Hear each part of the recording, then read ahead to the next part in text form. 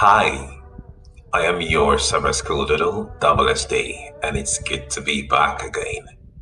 If it's your first time here, thank you once more for joining in.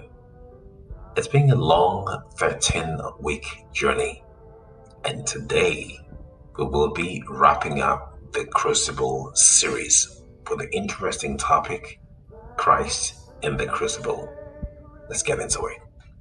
It was just another normal day at work, or so I thought, until around late in the evening when my phone rang.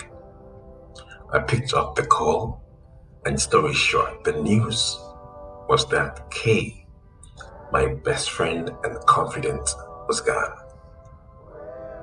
I totally just passed out. When I finally regained consciousness, the only thing I remember I kept repeating to myself was, why? But why? I still remember our last conversation feels like just yesterday. I'm sure you've had your share of pain and loss. I was just wondering, have you ever considered the question, how did sin, suffering, and death even come into this world of ours in the first place? Well, the answer to this question takes us to the very beginning. Let's go there. You see, when God made us, He could have either made us as robots or as freebeings. Now, while the farmer was the easier option for God to manage because he would retain his absolute control over us, giving us no freedom of choice, garbage in, garbage out, God, however, does not and will not accept compelled worship or fellowship. The latter, on the other hand, is kind of problematic. It means giving up control. We will have to choose to do what and what not to do. The problem here is that there is a chance that we could choose to run riot. And boy, we did.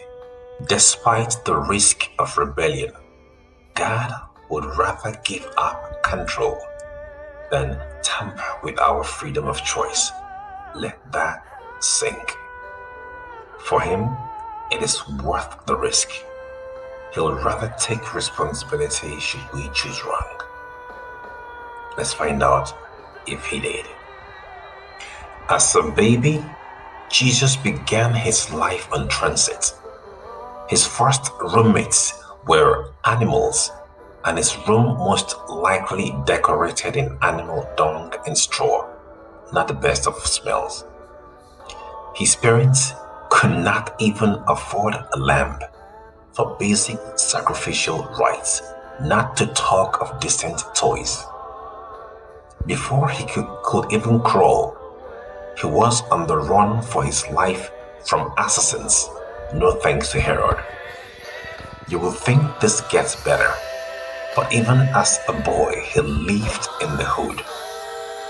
Keep in mind here that this is the majesty of the entire universe, willingly submitting to these man-made crucibles in his attempt to give us a second chance. Jesus' adult life was not any better. He was rejected by his community, betrayed by his friend, denied by his close friends. And ultimately, en route Calvary, he endured beatings, scourging, nails hammered into his hands and feet, and the harrowing weight of his own body, tearing at the wounds for 6 painful hours. The majesty of heaven, from birth to death, subjecting himself to severe torture and pain. He did not have to, but he chose to. Why? This is a confirmation of how far God is willing to go to redeem us regardless of our flaws in order to get us home. However, God will not force himself against our will. He offers even today. We can either accept or reject, your choice. So here is a summary for the quarter. We did not choose to be born here, we just were. And unfortunately, in our world, there is a raging conflict between good and evil, between right and wrong. Always has been since the fall. And there is nothing we can do about that, or the fact that we were born in a crucible. These crucibles, they come in different shapes and sizes and from a variety of sources. As a direct consequence of living in a sinful world, as a direct consequence of the choices that we make, as a direct consequence of the choice of other people around us, as a direct consequence of Satan's attacks and temptations, as a direct consequence of God refining our character. Now, regardless of the source, God proposes to make all things work together for our good if only we cooperate with Him. I'll see you next quarter. Happy Sabbath.